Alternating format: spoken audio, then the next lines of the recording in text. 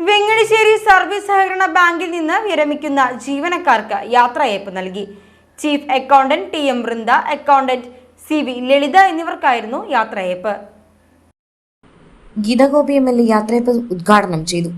എത്രമാത്രം നന്മ നിറഞ്ഞ മനസ്സാക്ഷികളുടെ ഉടമകളാണ് ഒരു സർക്കാർ ഉദ്യോഗസ്ഥൻ എന്ന നിലയിൽ, ഉദ്യോഗസ്ഥ എന്ന നിലയിൽ പ്രവർത്തിക്കുന്നത്.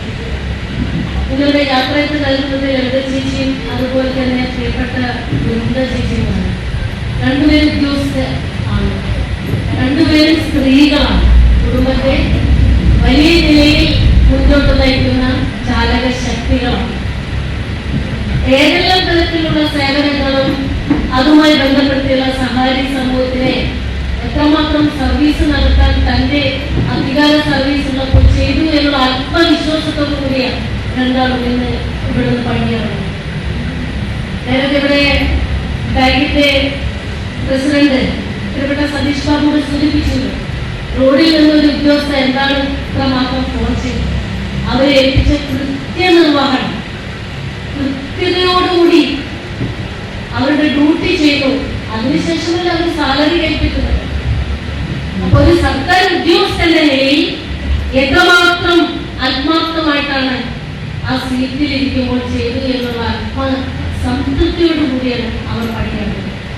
തൊട്ടു മുന്നേ അമൃശ്ശേരി ബാങ്കിലെ രാജാവിന്റെ യാത്രയ്ക്ക് വേണ്ടിയിട്ട് ഞങ്ങൾ വന്നു.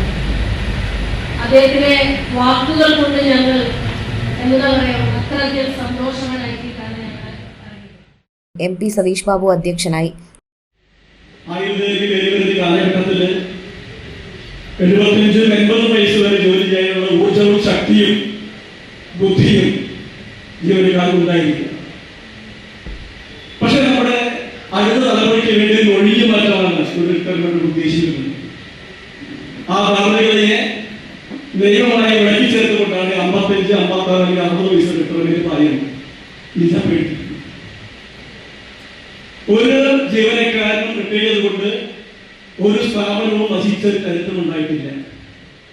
ഇനി അത് ഉണ്ടാവുകയില്ല.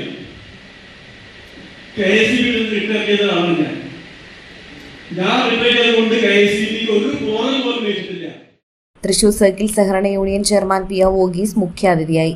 Secretary K.K. അനിൽ, ബാങ്ക് മുൻ പ്രസിഡന്റുമാരായ K.K. Velukutty, P.R. Kuttappan, K.J. Joseph, C.K. Muraleedharan, V.V. Shibu, staff പ്രതിനിധി V.V. Sajini, K.R. Darshana, K.K. Joby, bank vice president D.M. Udayabhanu എന്നിവർ സംസാരിച്ചു.